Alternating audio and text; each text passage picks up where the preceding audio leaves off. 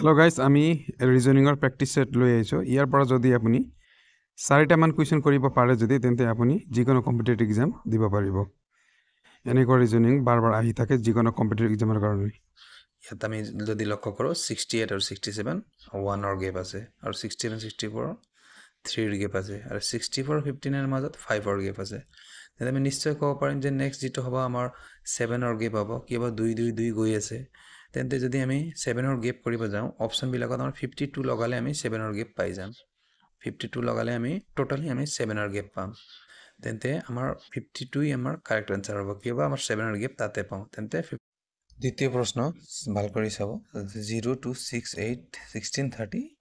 আৰু 54 আপোনালোকে চেষ্টা কৰক। আমি গেপ চাওঁ প্ৰথমতে 0 আৰু 2ৰ মাজত কিমানৰ গেপ আছে আমি 2ৰ গেপ পাইছো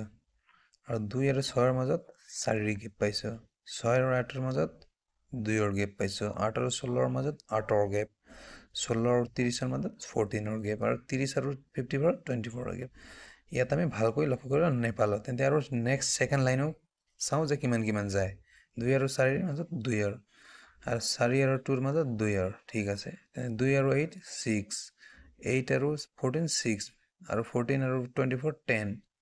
তেন্তে নিশ্চয় এতিয়া 2 2 6 6 হৈছে তেন্তে 10 হ'ব লাগিব এইফালেও 10 হলে 24 প্লাস 10 কিমান হ'ব 34 34 হলেহে এতিয়া 30ৰ পৰা 24 যোগ কৰি আমি 54 পালো। তেন্তে 54ৰ পৰা 34 আমি দুটা যদি যোগ কৰো তেন্তে নেক্সট কিমান পাম এটো পাই যাম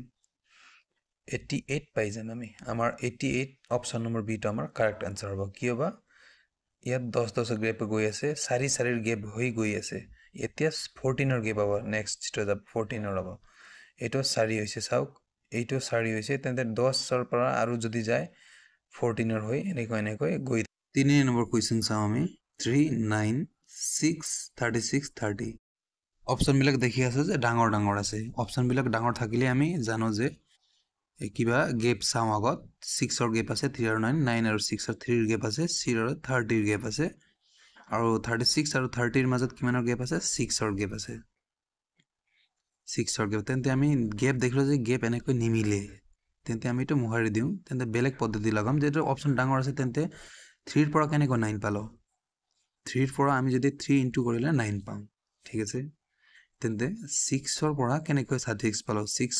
ইনটু 6 কৰা 36 তেন্তে নিশ্চয় 3 6 হৈ গৈ আছে তেন্তে নেক্সট 9 হ'ব। তেন্তে 30 লগত আমি 9 যদি পূৰণ কৰো 270 হ'ব এনেকৈ গৈ থাকিব 3 6 9 12 এনেকৈ গৈ থাকিব 3 3 যদি গেপ হৈ গৈ থাকিব এটো সিরিজটো। সেই কাৰণে অপশন নম্বৰ বি টো আমাৰ ইয়াত কাৰেক্ট আনসাৰ বুলি ধৰা হ'ব। 4 নম্বৰ প্ৰশ্নটো 5 11 23 47 95 আৰু অপশন বিলাক ডাঙৰ ডাঙৰ আছে মানে ইয়াত পুৰণৰ খেল আছে আৰু ভাগৰ খেল আছে এই কাৰণে অপশন বিলাক ডাঙৰ ডাঙৰ ঠিক আছে। আমি জুম কৰি লওঁ ইয়াত আমি দেখা পাই আছো অপশন বিলাক ডাঙৰ আছে কাৰণে আমি ইনটু কৰিম 5ৰ পৰা 11 কিমান পালো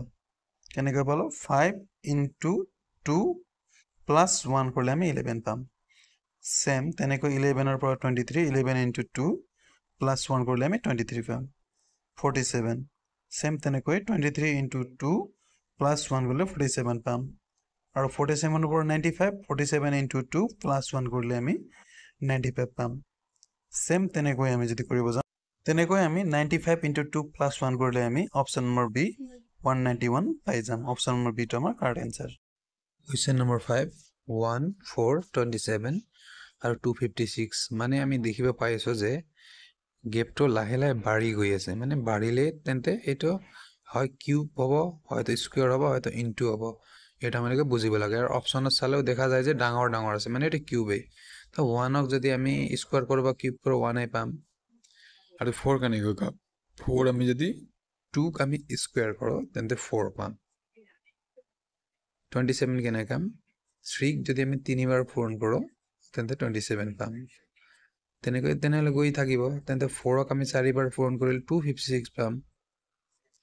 256 হ'ব 4ক যদি আমি 4 বাৰ পূৰণ কৰো তেন্তে এতে কি আহিব 5 5ক তেন্তে 5 বাৰ পূৰণ কৰিব লাগিব 5 যদি আমি 5 বাৰ পূৰণ কৰো তেন্তে কিমান পাম 3125 পাম। যদি 5ক আমি 5 বাৰ পূৰণ কৰিলে অপশন নম্বৰ সি টো আমাৰ কাৰেক্ট আনসাৰ হ'ব। কোয়েশ্চন নম্বৰ 6 আমাৰ 8 3 11 14 25 আৰু কি হ'ব আমি যদি ভাল কৰি লক্ষ্য কৰোঁ অপশ্যনবিলাক সৰু সৰু আছে অপশ্যনবিলাক সৰু সৰু আছে তেন্তে আমি গেপটো চাওঁ যে 8 আৰু 3 ৰ মাজত কিমানৰ গেপ আছে আমাৰ 5ৰ আৰু 3 ৰ পৰা 11 8ৰ গেপ আছে আৰু 11 ৰ পৰা 14 3ৰ গেপ আছে আৰু 14 ৰ পৰা 25 আমাৰ 11ৰ গেপ আছে তেন্তে এইটো সমান নহ'ল আমি এনেকৈ নাপালোঁ এনেকৈ আমি কোনো ধৰণৰ ৰিজাল্ট নাপালোঁ তেন্তে এইটো আমি বেলেগ পদ্ধতি এটা ইউজ কৰিম বেলেগ পদ্ধতি কেনেকৈ ইউজ কৰিম এতিয়া ভাল কৰি যদি আমি লক্ষ্য কৰোঁ 8 আৰু 3 এইটো যদি দুটা যোগ কৰিলে আমি 11 পাম আৰু 3 আৰু 11 দুটা যোগ কৰোঁ তেন্তে 14 পাওঁ তেন্তে 11 আৰু 14 যোগ কৰিলে আমি 25 পাই আছোঁ তেন্তে 14 আৰু 25 প্লাছ কৰিলে 39 পাম তেন্তে আমি ডাইৰেক্ট ক'ব পাৰিম 39 ইয়াৰ correct answer option number B টো কাৰেক্ট এনচাৰ হ'ব 17 43 81 131 ইয়াৰ ভিতৰত কোনটো কি হৈ আছে আমি চাব লাগিব যদি অপশ্যনটা ভালকৈ চাওঁ তেন্তে আমি দেখা পাম যে ডাঙৰ ডাঙৰ আছে তেন্তে গেপো আমি ফাৰ্ষ্টত যদি আমি গেপটো আমি চেক কৰি লওঁ যে গেপ কিমানৰ আছে তেন্তে 43 আৰু 81 ৰ মাজত আমি যদি ভালকৈ লক্ষ্য কৰোঁ জুম কৰি লওঁ যাতে আমি ভালকৈ আমি কৰিব পাৰিম ইয়াত যদি আমি ভালকৈ লক্ষ্য কৰোঁ যে 17 আৰু 43 ৰ মাজত যদি আমি গেপ দেখিবলৈ যাওঁ আমি 26 ৰ গেপ পাওঁ আৰু 43 আৰু 81 ৰ মাজত আমি 38 ৰ গেপ পাম আৰু 81 আৰু 131 ৰ মাজত আমি 50 ৰ গেপ পাম ঠিক আছে তেন্তে ইয়াত পোৱা নগ'ল এতিয়া আমি সেকেন্ড স্টেপ কৰি যাওঁ যদি সেকেন্ড স্টেপত যদি মিলি যায় দুবাৰকৈ কৰিলে ভাল হয় দুবাৰকৈ মিলে কেতিয়াবা তিনবাৰো কৰিবলগীয়া হয় তেন্তে 26 আৰু 38 আমি 12 ৰ গেপ পাই আছোঁ আৰু 38 আৰু 50 ৰ লগত আমি 12 ৰ গেপ পালোঁ তেন্তে 12 গৈ থাকিব তেন্তে 50 আৰু 12 আমি কৰোঁ যদি কিমান হ'ব 62 ৰ গেপ হ'ব তেন্তে 62 হ'ব তেন্তে 12 ৰ গেপ যদি দিওঁ 81 আৰু 50 যোগ কৰি আমি 131 পাইছিলোঁ ওপৰত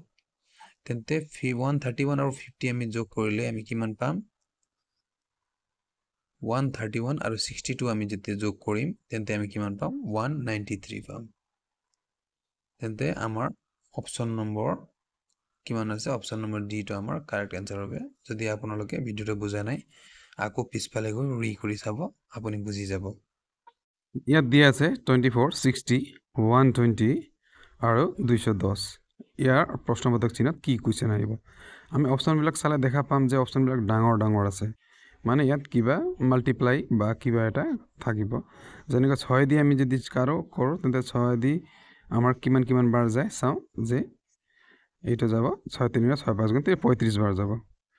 তাৰপিছত যদি ইয়াৰ গেপ চাওঁ আমি 4 আৰু 10 মাজত 6 আৰু 10 মাজত 10 আৰু 20 মাজত 15 তেন্তে এনেকৈ আমি এটা মানে ৰিজাল্ট নাপালোঁই তেন্তে আমাৰ গেপটো নহয় নিমিলেই তেন্তে আমি নেক্সট পদ্ধতি লগাম যেনেকৈ আপুনি 24 কেনেকৈ হয় যদি আমি 3ক আমি কিউব কৰোঁ কিমান পাম 27ৰ পৰা আমি যদি -3 কৰোঁ আমি কিমান পাম 24 সেই একেদৰে আমি যদি 4ৰ যদি আমি কিউব কৰোঁ কিমান হয় 64 হয় 64ৰ পৰা 4 যদি মাইনাছ কৰোঁ আমি লগে 60 পাওঁ ঠিক সেইদৰে আমি 5ৰ যদি কিউব কৰোঁ 125 পাম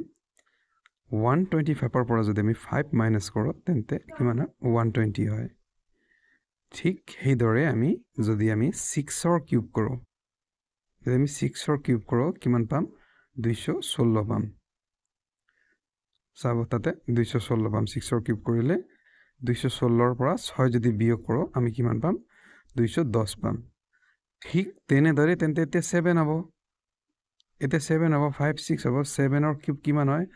7ৰ কিউব আমি সকলোৱে জানো যে 7ৰ কিউব কৰিলে আমি 343 পাম আৰু 343 পৰা যদি 7 মাইনাছ কৰোঁ আমালোকে ডাইৰেক্ট এনচাৰটো পাই যাম 343 7 মাইনাছ কৰিলে আমি কিমান পাম এইটো হ'ব আমাৰ এনচাৰ 336 আমাৰ কাৰেক্ট এনচাৰ হ'ব অপশ্যন নম্বৰ বি আমাৰ কাৰেক্ট এনচাৰ হ'ব এই সিৰিজটো এনেকৈ আছে যদি নুবুজিলে আপুনি ভিডিঅ'টো ভালকৈ এবাৰ পজ কৰি চাই ল'ব এই যে এনেকৈ হ'ব ইয়াত দিয়া আছে আমাৰ 0 7 26 আৰু 63 তেন্তে ইয়াত নেক্সট আমাৰ কি সংখ্যা আহিব আপুনি ভিডিঅ'টো পাউজ কৰি নিজে কৰাৰ চেষ্টা কৰক যদি আপুনি চেষ্টা কৰি নাপাৰে তেন্তে ভিডিঅ'টো আহি ভালকৈ চাই ল'ব তেন্তে আমি গেপ যাম কিমান আছে 0 আৰু 7 ৰ মাজত আমি 7 ৰ গেপ পালো আৰু 7 আৰু 26 ৰ মাজত আমি গেপ চাম 7 আৰু 26 ৰ মাজত আমাৰ 19 ৰ গেপ থাকে আৰু 26 আৰু 63 ৰ মাজত আমাৰ গেপ থাকে আমাৰ 26 আৰু 63 গলে 37 ৰ গেপ থাকে তেন্তে ফাৰ্স্ট স্টেপ কৰিলো তেন্তে আমাৰ ইয়াত একোই নাপালো সেকেন্ড স্টেপ কৰো 17 আৰু 19 ৰ মাজত 7 আৰু 19 ৰ মাজত 12 ৰ গেপ 19 আৰু 37 ৰ মাজত আমাৰ 18 ৰ গেপ তেন্তে নিশ্চয় 6 কৈ বাঢ়ি গৈ আছে তেন্তে ইয়াত নিশ্চয় 24 হ'ব ঠিক আছে তেন্তে 24 যদি হয় ইয়াত তো 37 আৰু 24 দুটা যোগ কৰি দি আমি ইয়াত ওপৰত লিখি দিম 37 আৰু 24 61 হয় এতিয়া যেনেকৈ গেপ যদি সমান কৰিব যাম তেন্তে আমাৰ কি হ'ব যে 7 আৰু 19 যে যোগ কৰি 26 পালো 26 আৰু 37 যোগ কৰি আমি 63 পালো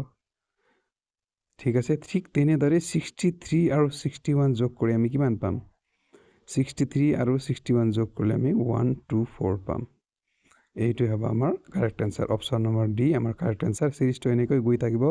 12 18 24 30 36 এনেকৈ গৈ থাকিব এইটো হ'ল সিৰিজ